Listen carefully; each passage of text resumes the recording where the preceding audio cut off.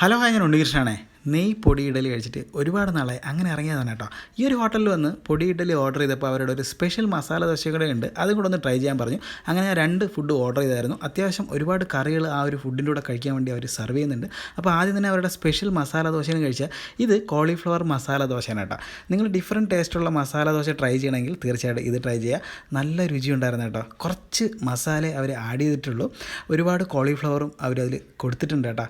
നല്ല ടേസ്റ്റ് ഉണ്ടായിരുന്നു.